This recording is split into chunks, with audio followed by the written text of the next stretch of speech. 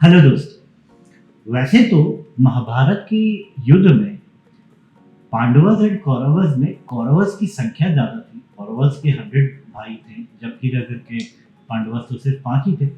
फिर भी जाकर के इस युद्ध में ना जीत पांडवस की हुई, जबकि कौरवों के पास जाकर के आर्मी भी बड़ी थी, इन्फेंट्री भी ज्यादा था, उनके पास बड़े गुरुज भी थे। तो ऐसा क्या हो गया कि पांडवस कम होते हुए भी इस युद्ध में जीत पाए।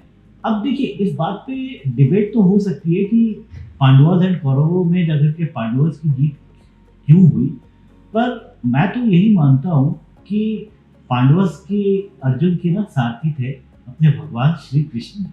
एंड अगर श्री कृष्ण जैसे सारथी अगर आपके टीम में हो ना, तो जीत तो जाकर के पांडवस की होनी ही थी।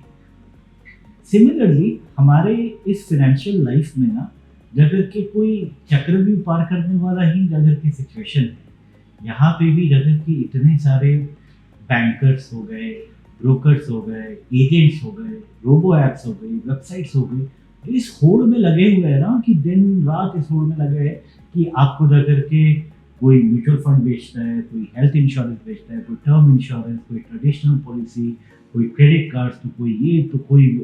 पर अगर ना आप अपने फाइनेंशियल लाइफ में एक सही साथी चूज कर लो जो आपको सही नॉलेज भी प्रोवाइड करे और सही नीति भी प्रोवाइड करे, जिससे जाकर के आप इस चक्रव्यूह को तोड़ पाओ, तो 5 पांडव भी 100 करोड़ पे भारी पड़ेंगे। यानी जाकर के आप इस फाइनेंशियल वर्ल्ड की चक्रव्यूह को आसानी से पार कर पाएंगे एंड अपने लिए एक सिक्योर्ड वेल्दी फ्यूचर भी बना पाएंगे। तो चलिए आज इसी बात पे चर्चा करते हैं कि हमें अपने फाइनेंशियल लाइफ के लिए सही साथी किसे चूज करना चाहिए।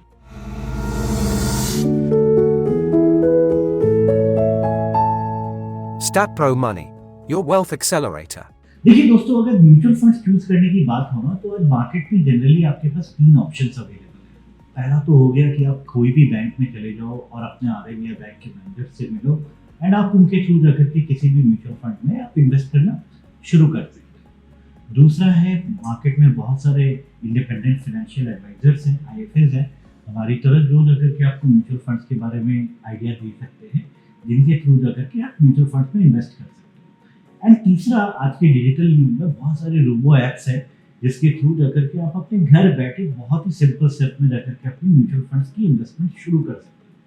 पर मैंने कहा था ना कि आपको जाकर के फाइनेंशियल वर्ल्ड की चक्रव्यूह को सही से अगर आपको क्रॉस करना है, इसको पार लगाना है, तो आपको एक सही साथी की जरूरत होगी। तो आज विस्तार में समझेंगे कि इन तीनों मीडियम्स में से आपको कौन सा मीडियम चूज करना है, क्यों चूज करना है, जिससे जाकर के आप अपने पर्सनल लाइफ में बहुत सारा फाइनेंशियल सिक्योरिटी एंड वेल्थ बना पाएंगे। तो सबसे पहले हम लोग बात करेंगे बैंकों के बारे में। इनफैक्ट मैं बहुत अगेंस्ट हूँ कि आप कोई भी फाइनेंशियल प्रोडक्ट किसी भी बैंक से खरीदें। हालांकि आप इस बात से डर के बहुत अचंभित हो जाएंगे, सबसे ज्यादा फंड्स बैंकों के द्वारा बेचे जाते हैं, ना कि आईएफएस या फिर रोबो एप्स के द्वारा। पर अगर बैंकों की बात की जाए ना, तो इसमें 2-4 बड़े प्रॉब्लम्स हैं जिसके बारे में मैं आपको थोड़ा विस्तार में आपको बताता हूँ। पहला तो, अगर आप कोई भी बैंक के एम्प्लॉय या आरएम या बैंक मैनेजर के साथ या ब्रांच मैनेजर के साथ अगर डिस्कस करके कोई भी म्यूचुअल फंड प्रोडक्ट खरीद रहे हो, तो एक बात तो आपको समझना होगा कि जाकर के कोई भी बैंक के जो रिप्रेजेंटेटिव्स होते हैं ना, वो किसी भी जॉब में ज़्यादातर 3-4 साल से ज़्यादा तो नहीं रहते, बिकॉज प्रत्येक 2-3-4 साल पे जाकर के उनकी कहीं ना कहीं और ट्रांसफ़र हो जाती है। अब ट्रांसफ़र हो जाने के बाद 3-4 साल बाद फिर टच छूट जाता है, तो फिर आपको जाकर फिर एक नए बंदे पे भरोसा करना पड़ता है, और क्या पता नया बंदा आपको जाकर के सही एडवाइस दे ना दे, आपकी रिक्वायरमेंट्स को सही से समझे ना समझे। तो इसीलिए ये एक बहुत बड़ा इशू है, जिसके कारण मैं आपको किसी भी बैंक के एग्जीक्यूटिव्स के थ्रू म्यूचुअल फंड में तो इन्वेस्ट करने की सलाह बिल्कुल नहीं। दूसरा है, बैंक की जो भी जाकर के ऐप्स होती है ना, उनमें जाकर के आपने जितना भी इन्वेस्टमेंट किया है वो तो आप देख सकते हो। पर इंडिया में ना जितने भी बैंक है, मैंने आज तक कोई भी बैंक का ऐसा ऑनलाइन प्लेटफॉर्म या ऐप नहीं देखा है जहाँ पे वो ना आपकी पूरे फैमिली की कंसोलिडेटेड होल्डिंग्स की एक सिंगल व्यू दे सके। अब इससे जाकर के पोर्टफोलियो एनालिसिस एंड अंडरस्टैंड करना ईजी हो जाता है, पर क्योंकि जाकर के पूरा फैमिली का व्यू आपको एक सिंगल इंटरफेस पे नहीं मिलता है, तो इससे जाकर के आपके और आपके फैमिली के लिए भी अपनी इन्वेस्टमेंट्स को ट्रैक करना मुश्किल हो जाता है। तीसरा, बैंक के जो एग्जीक्यूटिव्स होते हैं ना, उनका जो कोर एक्सपर्टीज होता है वो होता है बैंकिंग, ना कि इन्वेस्टमेंट प्लानिंग एंड मैनेजमेंट। तो अगर आपको जाकर के एक सही साथी चूज करना है तो एक ऐसे इंसान के साथ जुड़े जिससे जाकर के investments and tax planning and insurance planning का अच्छा आइडिया हो, ना कि जिससे जाकर के बैंक अकाउंट्स खोलने का, बैंकिंग का, लोन्स का अच्छा आइडिया हो। पर इससे भी एक बहुत ज़बरदस्त कारण है जिसके कारण मैं आपको बोलता हूँ कि बैंकों के साथ कभी भी म्यूचुअल फंड इन्वेस्टमेंट्स ना करें। देखिए, अगर आप मेरे पुराने वीडियोस देखे हो तो आपने समझा होगा कि अगर आपको जाकर के किसी भी म्यूचुअल फंड में इन्वेस्ट करना है ना, तो सबसे पहले आपको जाकर के उस फंड की ना क्रिसिल रेटिंग चेक करनी है, यानी उसे 1 से 5 स्टार्स में से क्रिसिल ने कितने स्टार्स दे रखे हैं। इनफैक्ट आज जाकर के म्यूचुअल फंड इंडस्ट्री में जिस बैंक ने सबसे ज़्यादा म्यूचुअल फंड्स बेचा है उसका नाम है State Bank of India. And obvious सी बात है कि स्टेट बैंक ऑफ इंडिया की कोई भी ब्रांच मैनेजर या एग्जीक्यूटिव अगर कोई भी म्यूचुअल फंड्स बेचते हैं तो वो सबसे ज़्यादा प्रेफर करेंगे एसबीआई म्यूचुअल फंड्स की स्कीम्स को। ऐसा होता भी है। इनफैक्ट आज के डेट में सबसे बड़ा AMC in terms of total asset आज एसबीआई म्यूचुअल फंड है। पर अगर बात की जाए ना लोगों के इन्वेस्टमेंट्स की, तो एसबीआई के मेजॉरिटी बैंकर्स ने, मेजॉरिटी एग्जीक्यूटिव्स हो गए, ब्रांच मैनेजर्स हो गए, उन लोगों ने सबसे ज़्यादा जो फंड रेकमेंड किया ना अपने कस्टमर्स को, उसका नाम है एसबीआई हाइब्रिड इक्विटी फंड, जिसे पहले एसबीआई बैलेंस फंड भी कहते थे, जिसकी एयूएम पूरे म्यूचुअल फंड इंडस्ट्री में सबसे ज़्यादा है। किसी भी इक्विटी या हाइब्रिड फंड में सबसे ज़्यादा एयूएम वाला फंड का नाम है एसबीआई इक्विटी हाइब्रिड फंड, जिसे पहले एसबीआई बैलेंस फंड भी कहते थे, जिसकी आज के डेट की एयूएम है 59,000 करोड़। इनफैक्ट पूरे म्यूचुअल फंड इंडस्ट्री की 5% इन्वेस्टमेंट जाकर के एक सिंगल फंड में है। एंड जब बात आती है ना क्रिसिल की रेटिंग की, तो जिस फंड में जाकर के सबसे ज़्यादा इंडिया के निवेशकों ने इन्वेस्ट कर रखा है ना, उसकी क्रिसिल की रेटिंग कम से कम 4 स्टार तो होनी चाहिए। अच्छा चलो 3 स्टार तो होनी चाहिए। एसबीआई इक्विटी हाइब्रिड फंड जो इंडिया की सबसे मोस्ट सोल्ड फंड है, सबसे ज़्यादा बेची गई है, उसकी क्रेडिट रेटिंग है सिर्फ 2 आउट ऑफ 5 स्टार। क्रिसिल भी मानता है कि ये बिलो एवरेज ग्रेड की जाकर के म्यूचुअल फंड है, जिसमें लोगों ने 59,000 करोड़ यानी जाकर के almost 5 to 6% of the total mutual fund industry की इन्वेस्टमेंट कर रखी है। आपके हिसाब से ये क्या उचित है? चलो एक और एग्जाम्पल से समझते हैं, एक्सिस बैंक के बारे में समझते हैं। बहुत सारे आप मेरे व्यूअर्स हैं जिनका एक्सिस बैंक में भी अकाउंट होगा। तो अगर ईएलएसएस कैटेगरी की बात की जाए ना, तो ईएलएसएस कैटेगरी में सबसे ज़्यादा जो फंड लोगों ने खरीदा है, या फिर अगर के जो एक्सिस म्यूचुअल फंड की जो सबसे ज़्यादा बेची गई फंड है, उसका नाम है axis long term equity fund, जो कि एक ईएलएसएस फंड है जिसमें आपको सेक्शन 80C में टैक्स सेविंग की सुविधा मिलती है। अब आप शॉक हो जाओगे कि 80C में ईएलएसएस फंड कैटेगरी में एक्सिस की लॉन्ग टर्म इक्विटी फंड की आज की डेट की एयू में करीब 30,000 करोड़। एंड पता है जब बात आती है इसकी क्रिसिल रेटिंग की ना, तो इसकी क्रिसिल की रेटिंग सिर्फ 1 आउट ऑफ 5 है। देखिए, मैं सारे बैंक्स के अगेंस्ट पे नहीं हूँ, बहुत सारे ऐसे फंड्स हैं जो अच्छे हैं, जो बहुत सारे बैंक के एग्जीक्यूटिव्स ने जाकर के अपने क्लाइंटों को एडवाइस कर रखा है। बहुत सारे आईएफएस भी हैं, बहुत सारे रोबो ऐप भी हैं जिन लोगों ने जाकर के इन्हीं अंडररेटेड खराब रेटिंग वाली फंड्स में जाकर के लोगों का इन्वेस्टमेंट्स करा रखा है। पर कहीं ना कहीं आपने अपने साथी सही ना चूज करने के कारण ही इन फंड्स में इतने लोगों ने इतना सारा इन्वेस्टमेंट कर रखा है। तो अगर आप ना आज एक गाड़ी खरीदने जाते हो ना, तो आप एक गाड़ी के एक्सपर्ट से बात करोगे, ना कि अगर के किसी कपड़े के दुकान के मालिक के साथ बात करोगे। तो सिमिलरली अगर आप म्यूचुअल फंड्स में इन्वेस्ट करना चाहते हो ना, तो आपको जाकर के जो इन्वेस्टमेंट एक्सपर्ट्स हैं उनसे बात करनी है, ना कि जाकर के कोई बैंकर से जिनकी core expertise banking and loans है। तो इस बात पे ध्यान दो। हालांकि मैं सारे बैंकर्स के बेस में नहीं हूँ, तो मुझे पता है मुझे बहुत सारे हेट कमेंट्स इस वीडियो पे आ सकते हैं, बट फिर भी जाकर के इन बातों पे गौर रखें, क्योंकि कोई भी एग्जीक्यूटिव या ब्रांच मैनेजर आपके साथ 3-4 साल से ज़्यादा आपके साथ टच में रह ही नहीं सकता, क्योंकि उनकी जॉब भी बहुत हाईली ट्रांसफरेबल होती है। एंड आपको साथ ही एक ऐसा चाहिए जो जाकर के सारी ज़िंदगी आपके बगल में आपकी रिक्वायरमेंट्स को समझ करके आपको जाकर के सही इन्वेस्टमेंट ऑप्शंस आपको प्रोवाइड करेगा। दूसरा जो आज सबसे मेजर ऑप्शन है जो बहुत सारे यंग मिलेनियल्स यूज़ कर रहे हैं म्यूचुअल फंड में इन्वेस्ट करने के लिए, आज बहुत सारे एक्सपीरियंस लोग भी आज यूज़ कर रहे हैं और डिजिटाइजेशन इतना बढ़ भी गया है, होना भी चाहिए। तो आज इंडस्ट्री में बहुत सारे ऐसे रोबो ऐप्स आ गए हैं जिसके थ्रू जाकर के लोग जाकर के म्यूचुअल फंड में इन्वेस्ट करना शुरू कर दिए हैं। इनफैक्ट मैंने भी बहुत सारे रोबो ऐप पर्सनली चेक किया है एंड हालांकि मैंने किसी के थ्रू इन्वेस्ट तो नहीं किया, बट मैंने सबका इंटरफेस भी स्टडी किया है, उनकी क्या क्या रिपोर्टिंग फैसिलिटीज है। ट्रस्ट मी, बैंकों के द्वारा जो भी सर्विसेज प्रोवाइड की जाती है ना, उससे तो फार बेटर है।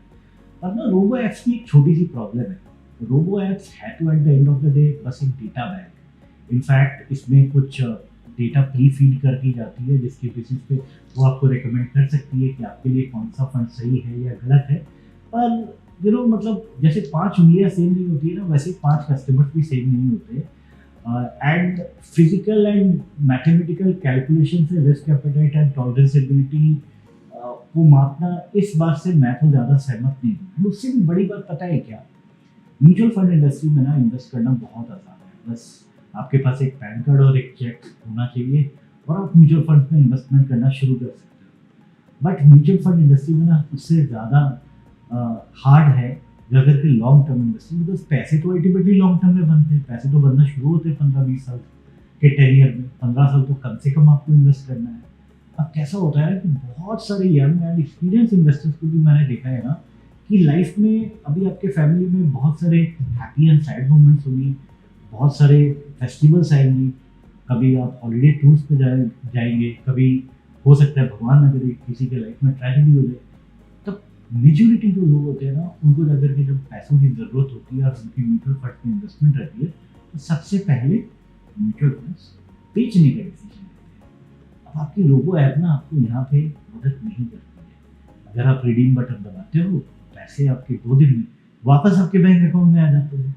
अब अगर आप लॉन्ग टर्म के लिए इन्वेस्ट ही ना कर पाए, अगर आपको जिस दिन जाकर के घर में कोई फेस्टिवल हो गया, शादी हो गया या फिर कोई ट्रेजेडी हो गया, जिस दिन भी आपको पैसों की ज़रूरत पड़ती है ना, तो आप म्यूचुअल फंड्स तो बेच लेते हैं। बट बहुत सारे लोग तो एटलीस्ट म्यूचुअल फंड्स बेच लेते हैं। मेरे भी बहुत सारे क्लाइंटों ने सेम गलती की है। पर म्यूचुअल फंड्स ना एक एसेट है और एसेट्स ना लॉन्ग टर्म में रखने की चीज़ है, इसे बेचने की चीज़ नहीं होती है। मैंने बहुत सारे लोगों को देखा है कि चलो एक आईफोन चाहिए तो चलो म्यूचुअल फंड्स रिडीम कर लिया, चलो जाकर के यूरोप के ट्रिप पे जाना है तो चलो 4-5 लाख रुपये म्यूचुअल फंड से रिडीम कर दिया। मेरा सवाल ये है कि अगर आपको एक यूरोपियन ट्रिप पे जाना है या फिर अगर आपके घर में कोई भी जाकर के कारण से आपको 2, 5, 10, 20 लाख रुपए विड्रॉ करना है, तो क्या आप अपना घर बेच देते हो? क्या आप अपने घर की ज्वेलरी बेच देते हो? नहीं बेचते हो ना। तो अगर आप अपने घर को एक एसेट मानते हो, अगर आप अपनी ज्वेलरी को एक एसेट मानते हो, तो म्यूचुअल फंड्स को जाकर के ट्रेडिंग इंस्ट्रूमेंट क्यों समझते हो कि चलो यहाँ तो प्रॉफिट आ रहा है, इसे विड्रॉ कर लेते हो। म्यूचुअल फंड्स आपका सबसे बड़ा एसेट है। आपकी लाइफ में जो सबसे ज़्यादा वेल्थ जनरेट करने की कैपेसिटी रखता है ना, जो एसेट, वो गोल्ड नहीं है, वो आपका घर नहीं है, वो सिर्फ और सिर्फ म्यूचुअल फंड्स है जो आपके पैसे को सबसे ज़्यादा मल्टीप्लाई करने की ताकत रखता है। एंड इसे बेचना, मैंने भी कुछ गलतियाँ की हैं। इनफैक्ट रिलायंस की स्मॉल कैप फंड मैंने 2010-11 में खरीदा था एंड 2013 तक जब मैंने देखा ना कि रिटर्न बहुत कम है एंड जैसे ही मेरा फंड प्रॉफिट में आया और मुझे कुछ पैसों की जरूरत थी, तो मैंने रिलायंस स्मॉल कैप फंड 13 रुपये के नैब पे करीब 15-20 हज़ार यूनिट्स बेच दिए। आज उसी फंड का नैब 10 साल बाद 100 रुपये हो चुका है। मैंने उन पैसों को अगर किसी रियल एस्टेट, गोल्ड, कहीं पे भी इन्वेस्ट किया होता ना, तो वो पैसे 10 साल में 7 टाइम्स तो डेफिनेटली नहीं होता। हालांकि मैं ऐसा नहीं कहता हूँ कि आप निपन इंडिया की स्मॉल कैप फंड में इमीडिएटली इन्वेस्ट करो, बट मैं आपको एक एग्जांपल के साथ समझा रहा हूँ कि ये गलती मैंने खुद भी की है। मैंने बहुत सारे इन्वेस्टर्स को भी सेम गलती करते हुए देखी है। एंड ट्रस्ट मी, छोटे लाइफ में छोटे फाइनेंशियल रिक्वायरमेंट्स के लिए ना म्यूचुअल फंड बेचना उचित काम नहीं है। एंड रोबो ऐप्स के थ्रू अगर आप इन्वेस्ट करो ना, तो आपको रोकने वाला कोई नहीं है। आप ही अपने साथी हो, आप ही अपने धोनी बन जाओगे। एंड तब ना ऐसा होता है कि नहीं, पैसे निकालना है तो निकल ही जाते हैं। तीसरा जो सबसे major mutual fund distribution source है आज इंडिया में, वो है इंडिपेंडेंट फाइनेंशियल एडवाइजर्स के थ्रू। अभी इंडिपेंडेंट फाइनेंशियल एडवाइजर्स होते कौन है, ये आपको थोड़ा समझना पड़ेगा। इंडिपेंडेंट फाइनेंशियल एडवाइजर्स वो है जो सेबी के द्वारा जो भी गाइडलाइंस है उसके हिसाब से एमफिल का एग्ज़ाम, NISF का एग्ज़ाम पास करके एमफिल सर्टिफिकेशन लेते हैं। एंड उसके बाद जा करके आपके पास आकर के वो different mutual fund product schemes के बारे में आपको इन्फॉर्मेशन देते हैं और आपका जा करके इन्वेस्टमेंट्स करने में आपकी सहायता करते हैं। IFAs के थ्रू अगर आप काम करते हो ना, तो आपको एक बहुत बड़ा एडवांटेज है कि IFA का ना ये सोल बिजनेस है। एंड IFAs जा करके अपने बिजनेस को सीरियसली लॉन्ग टर्म तक लेके जाता है और आपके साथ लॉन्ग टर्म रिलेशनशिप भी बनाता है। इनफैक्ट अगर क्या IFA is not a bank कि उसको जा करके अभी ट्रांसफर हो जाएगा। IFA सब समय जा करके आपका अगर कभी भी कोई भी जा करके रिक्वायरमेंट होता है पैसों की, तो जा करके आपको ऑल्टरनेट सोल्यूशन प्रोवाइड करे, चाहे वो लोन अगेंस्ट म्यूचुअल फंड्स हो या फिर जा करके कोई पर्सनल लोन हो गया। ये सारे सोल्यूशन भी बहुत सारे IFAs प्रोवाइड करते हैं। बहुत सारे IFAs आप जा करके एक से बढ़कर एक ऐप्स भी प्रोवाइड करते हैं, जिससे जा करके आप अपनी टोटल पोर्टफोलियो व्यू एक सिंगल पेज में आप देख पाओ। एंड आपको अगर आपका पूरा पोर्टफोलियो पे एक सिंगल कंसोलिडेटेड व्यू मिल जाता है, तो उस पर डिसीजनिंग भी अच्छा हो जाता है। आप पोर्टफोलियो को रेगुलरली मैनेज एंड बैलेंस भी कर पाते हो।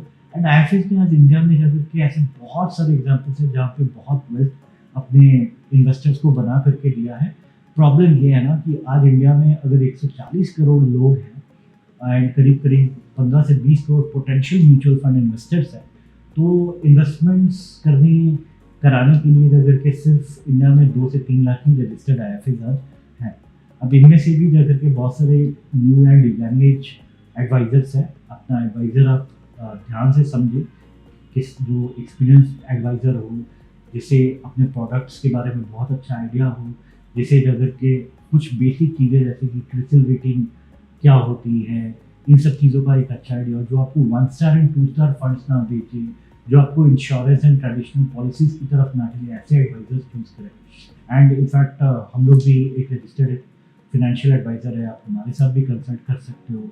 आप हमारी app stat pro money your wealth accelerator app भी आप गूगल की प्ले स्टोर या फिर एंड्रॉइड की iOS प्ले स्टोर से भी जाकर के डाउनलोड करके इन्वेस्टमेंट स्टार्ट कर सकते हो।